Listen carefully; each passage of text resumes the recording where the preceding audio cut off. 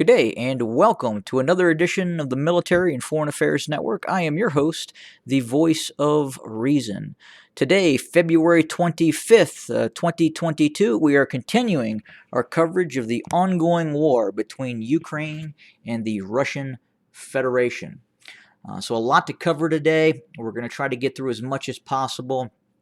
The situation continues to be incredibly fluid, and obviously we are in day two, and this will be part one of day two of the ongoing war between Russia and Ukraine. So let's first and foremost start in the Kiev operational area. We continue to see the Russian military advance towards Kiev.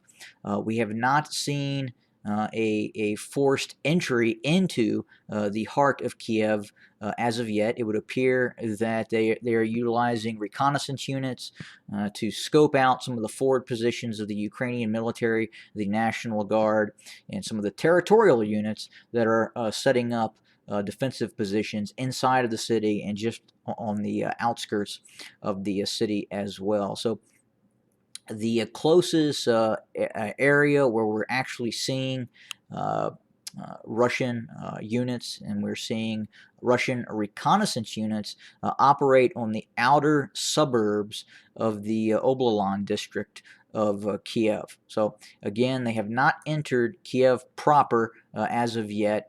I guess you could consider this Kiev proper, but the really significant fighting, the hard fight, is going to be as they get deeper and deeper into this massive urban scape that includes many multi-story buildings that are very well constructed, and obviously metro tunnels as well, and bomb shelters. So it is a city that has the ability to defend itself both above the surface and below the surface, with a lot of these metro tunnels that exist throughout the city of Kiev.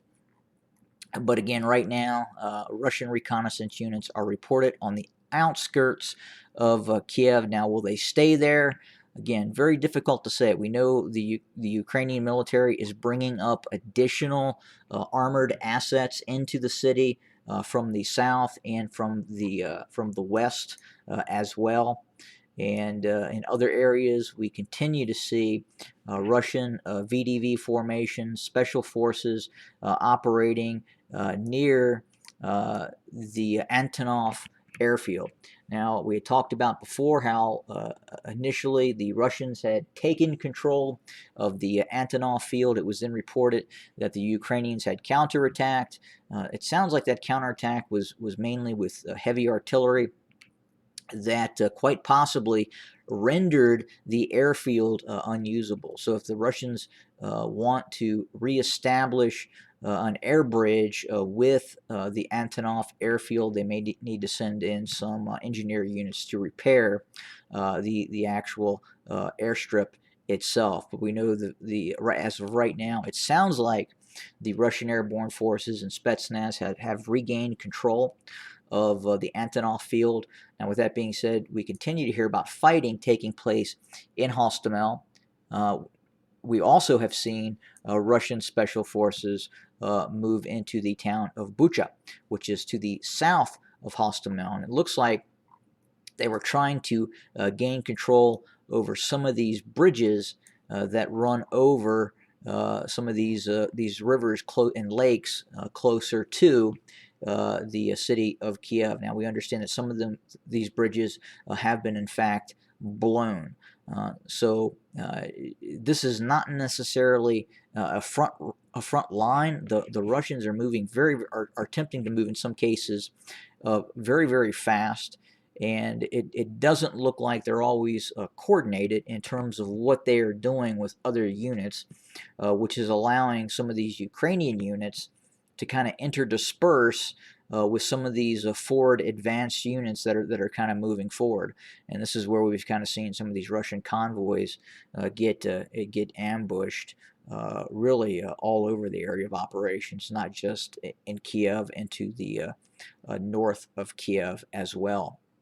The Russians are also attempting to move on the east side of the Dnieper River, and this area here I've obviously stipulated as Russian advanced slowed.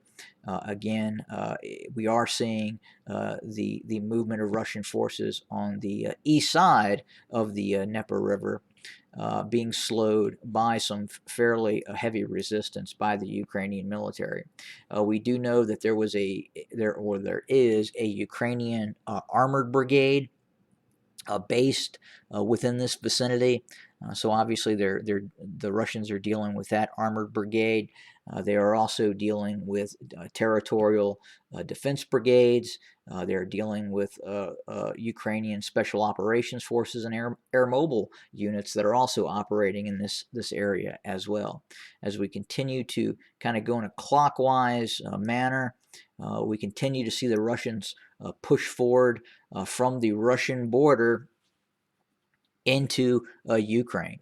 And they haven't really, as of yet, taken any of these large cities in northeastern Ukraine, such as Konotop and Romny and Sumny. They're really sealing these areas off and then bringing in National Guard troops to then further seal those cities off as the Russian military attempts to advance. And it looks like they're trying to move in a westerly direction towards the eastern side of Kiev. So again, Kiev really looks like it's the major goal right now for the Russian military, and they are moving in a very, very aggressive manner to try and what looks like to envelop Kiev. Now, will they actually move into downtown Kiev and to the large urban scapes? Difficult to say.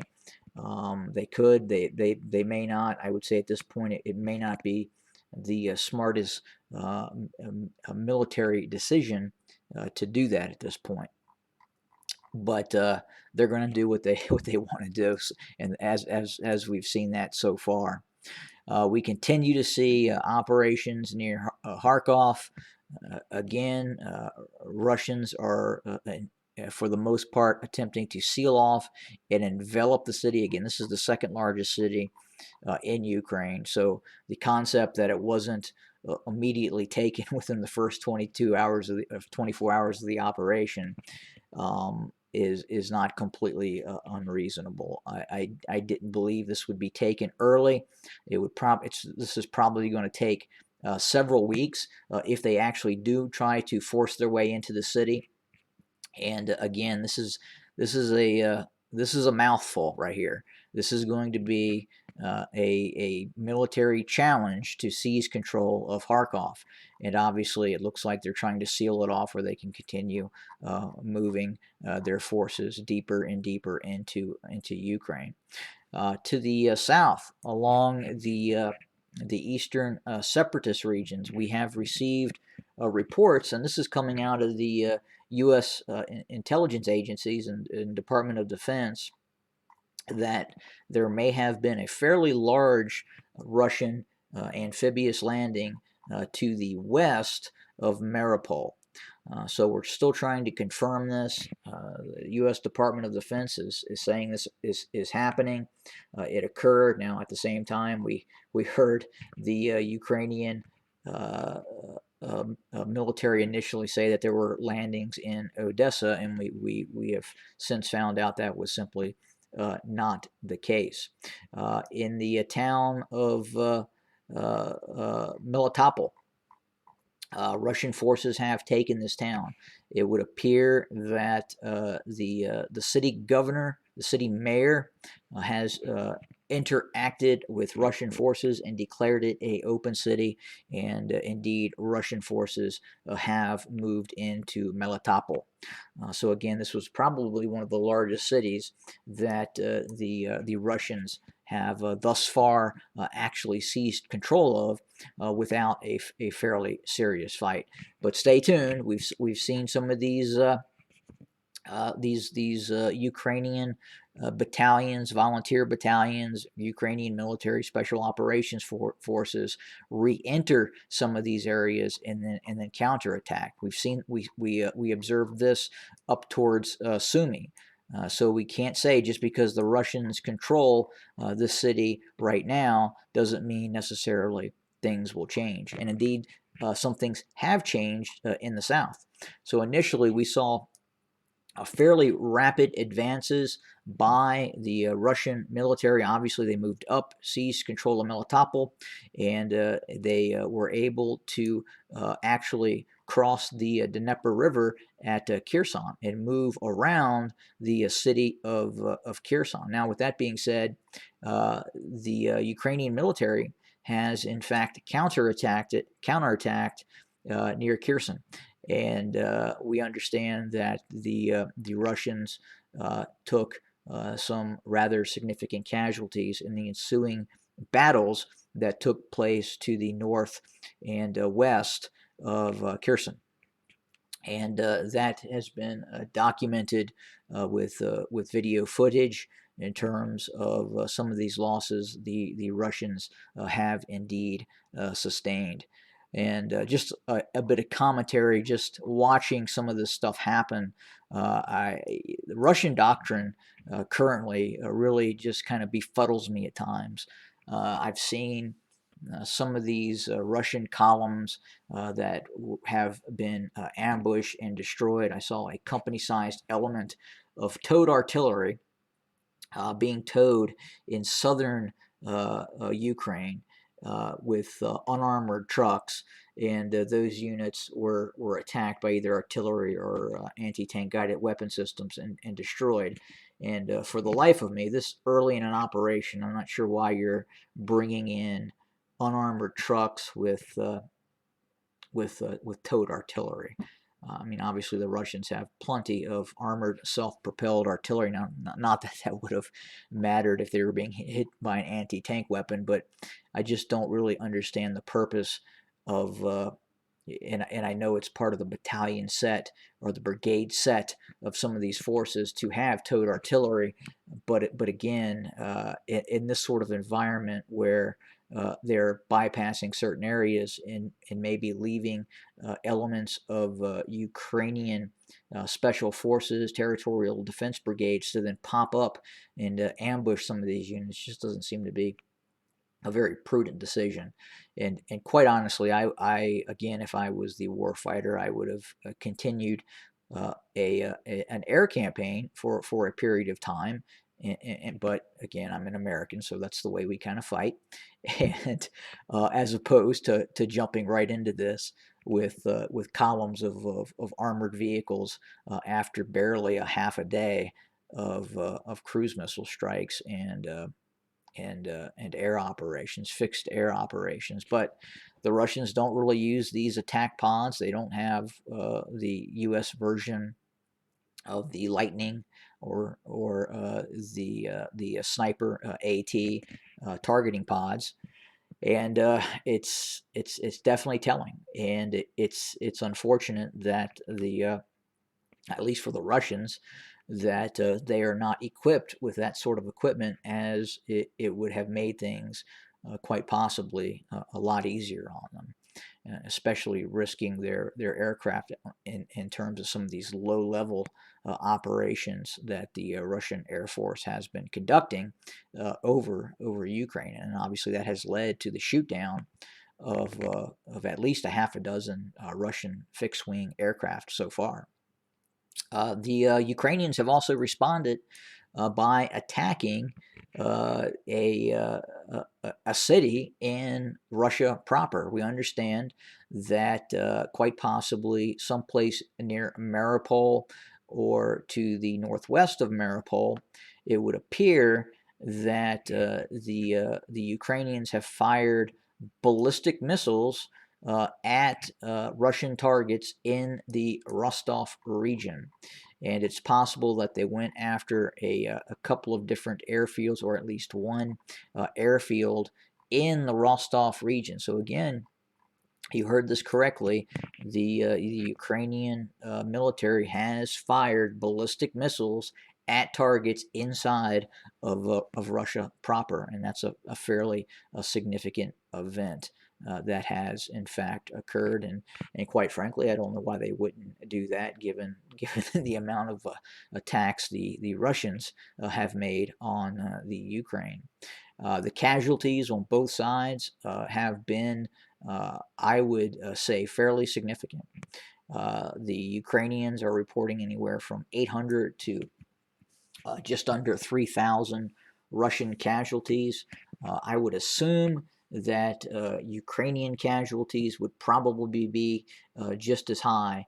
However, I'm not sure they are reporting that at this time. But based on some of the Reddit videos and other videos that are circulating online, both sides are indeed taking really horrific casualties. We've seen multiple Russian convoys getting hit with a variety of Ukrainian assets, and obviously we've seen the use, the heavy-handed use of Russian air power inside of Ukraine, and obviously Russian ground assets as well are engaging Ukrainian forces. So again, as I talked about before this all kicked off, this would be the most intense combat that has taken place on the planet since World War II, and it's shaping up to be that, just as what I talked about. But again, all eyes kind of right now are on Kiev and what's going to happen next. They are arming the civilian population of Kiev. At least 18,000 AK-47s were handed out to volunteer units inside of Kiev, and obviously you have Ukrainian military units, you have National Guard, and a host of other assets in Kiev that are preparing to defend the city from this possible Russian onslaught into Kiev. I believe it would probably be prudent for the Russians to attempt to encircle the city. So it's a big city, but I think that if they try to barrel their way into Kiev, it's really going to be messy, and we're going to see a lot of death, a lot of destruction, really on both sides. But it would appear the Russian war goal at this point is to quite possibly do just that: get into Kiev, seize the parliament building, and declare a new government inside of Ukraine. But I just don't believe that's going to stop the fighting. I understand the concept behind the Russian deployment strategy, but I don't know if that's going to result in the outcome that the Russian forces, the Russian general staff, is looking to accomplish. Even if, for some reason, the Ukrainian political apparatus in Kiev decides to fold, I believe you're still going to have a lot of units within the Ukrainian military, and compounding that, you're going to have a lot of right sector units that are currently standing up in Western Ukraine that are going to continue to fight, and this is going to be a lengthy campaign that in fact continues to occur for quite possibly some time. That's what we have for right now. Obviously, as we get more news and information, we will definitely report it. But again, just a really incredibly vicious conflict right now that unless you kind of get on and you're looking at some of the video footage of what at least I've seen, you can't really appreciate the sheer carnage of what's happening, and a lot of loss of life. So that's where it stands, and I'll do another report later. Have a good day, everybody.